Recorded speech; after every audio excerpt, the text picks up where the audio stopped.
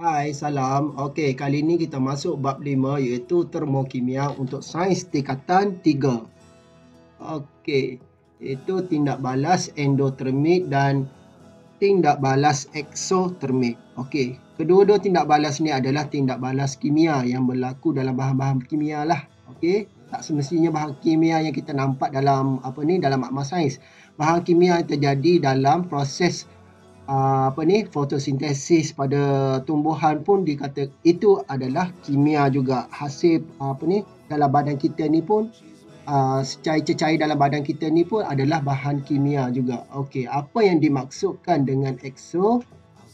Exo daripada perkataan Yunani bermaksud luar, manakala akhiran termik berasal dari perkataan Yunani juga yang bermaksud haba. Jadi awalan endo yang pula berasal dari perkataan Yunani bermaksud dalam. Jadi bahagian ni cikgu nak kamu salin ni. Poin nombor 2 dengan poin nombor 3. Jadi apa yang dimaksudkan dengan eksotermik? Tindak balas eksotermik ni tindak balas yang menghasilkan haba. Okey, yang menghasilkan haba ni lah eksotermik. Di mana bila tindak balas kimia tu berlaku, dia akan membebaskan haba ke persekitaran, menyebabkan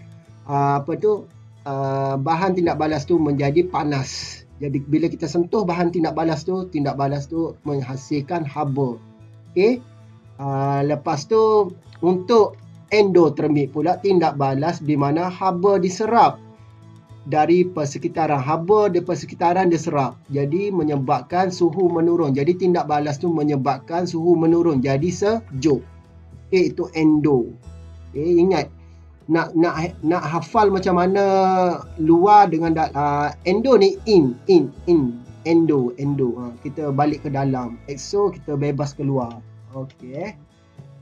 Contoh-contoh tindak balas eksotermik yang membebaskan haba persekitaran dan menghasilkan suhu yang tinggi adalah yang ni cikgu nak kamu salin, tak perlu lukis, iaitu antaranya adalah pembakaran kertas, menghasilkan haba yang tinggi, suhu yang tinggi, letupan bom, respirasi.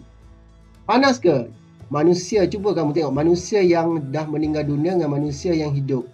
Manusia yang meninggal dunia badan dia akan terasa sejuk. Sebab kenapa? Sebab tidak lagi berlaku respirasi. Sebab itulah respirasi ini menghasilkan tenaga haba. Respirasi sel kita kan menghasilkan karbon dioksida, wap air dan juga tenaga haba. Jadi respirasi ini adalah satu tindak balas eksotermik.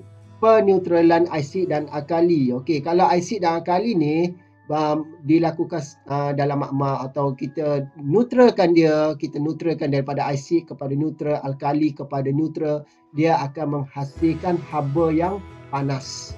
Okey, kalau kamu pegang tabung uji tu akan terasa panas. Daripada asid mula-mula kita pegang okey lagi, tapi bila kita neutralkan dia akan jadi panas. Okey, dia membebaskan haba di persekitaran. Okey, seterusnya tindak balas endotermik dalam kehidupan harian. Antara tindak balas yang menghasilkan haba diserap masuk ke dalam tindak balas tersebut dan menyebabkan suhu semakin menurun dan menjadi sejuk. Okey, itu adalah proses fotosintesis. Fotosintesis ni adalah proses menyebabkan dia jadi sejuk. Ialah fotosintesis ni dia ambil daripada tenaga cahaya kan. Okey, dia macam ni endotermik ni dia menghasilkan dia daripada bentuk gas kepada bentuk cecair, kepada cecair, kepada pepejah. Dia makin ke arah ke belakang. Dia menyerap haba. Okey, jadi fotosintesis ini dia menghasilkan glukosa daripada bahan-bahan persekitaran dia seperti air, cahaya matahari. Apa lagi yang diperlukan? 4 komponen menghasilkan fotosintesis, iaitu air, cahaya matahari, iaitu lagi kita ada klorofil dalam sel daun tumbuhan, dan juga last sekali kita ada karbon dioksida. Karbon dioksida, air, cahaya dan klorofil akan menghasilkan glukosa, iaitu makanan untuk dan juga membebaskan oksigen. Jadi glukosa ni hasil tindak balas dia. Glukosa ni adalah tindak balas yang sejuk. Dia menyerap haba persekitaran, dia tidak membebaskan, jadi dia jadi sejuk. Sama juga dengan kek.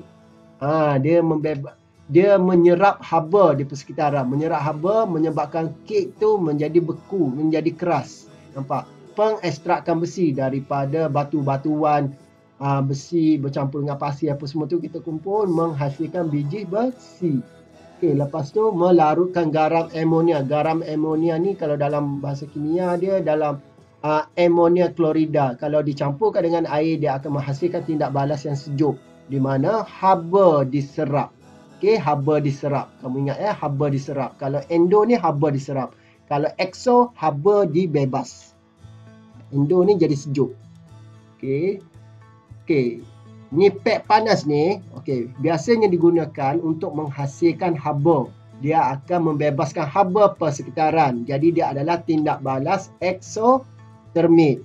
Jadi haba yang dibebaskan oleh pek ini dapat melegakan kekejangan otot. Yang ni tadi kamu salin ya. Yang ni pun kamu salin tindak balas ni. Yang ni salin tindak balas ni. Yang ni pun salin. Jadi pek panas ni tak perlu lukis. Okey. Menghasilkan haba persekitaran. Jadi dia kegunaan dia kita letakkan benda ni, pek ni pada tempat otot yang berlaku kekejangan. Contohnya kalau kita berlari tiba-tiba otot kita jadi kebas. Kekejangan. Jadi maksudnya sebenarnya otot kita tu, maksud saluran darah kita tu menyempit. Jadi kita perlukan salur darah tu kembang balik supaya darah boleh mengalir dengan lebih cepat. Dia kenapa jadi macam tu? Sebab sel tidak cukup darah. Sebab cepat sangat pergerakan kita berlari. Contohlah kita berlari dengan laju kan. Jadi sel pada otot kita ni perlukan darah yang mengalir, yang membawa nutrien, yang membawa oksigen. Jadi kalau kita melakukan aktiviti yang keras, aktiviti yang kuat, jadi menyebabkan sel tu tidak dapat cepat untuk menerima bahan-bahan tersebut. Sebab tu dia jadi kejang. Bila dia kejang, jadi cara dia kita nak besarkan balik saluran darah tu gunakan pek yang panas iaitu pek yang menghasilkan tindak balas eksotermik. Jadi dengan pek ni dia dapat membesarkan saiz lumen dalam kapilari darah supaya kadar peredaran darah berlalui dengan cepat, meningkat. Boleh Okey, pek sejuk pula. Pek sejuk ni dia menghasilkan tindak balas endotermik. Dia akan jadi sejuk. Haba yang diserap oleh pek segera ini dapat mengurangkan bengkak luka dan menyingkirkan haba ke radangan tisu atau organ dalaman yang mengurangkan saiz lumen dalam kapilari darah supaya kadar peredaran darah melalui menurun dan membantu menghentikan pendarahan. Dia lebih kepada contohlah kaki kita berlaga ke apa semua jadi bengkak kan. Yang bengkak ni kita perlu pek yang sejuk. Jangan kamu letak pek yang panas.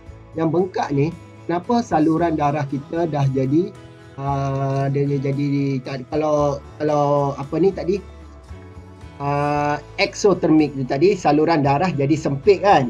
Yang ni pula saluran darah dia jadi besar. Lepas tu dia jadi pecah. Sebab itulah kamu nampak pada permukaan kulit kamu tu lebam-lebam warna hitam-hitam tu kenapa? Darah lah. Jadi kita perlu buatkan saluran darah kita menjadi sempit balik. Supaya dia tidak darah tu boleh keluar daripada kulit kita.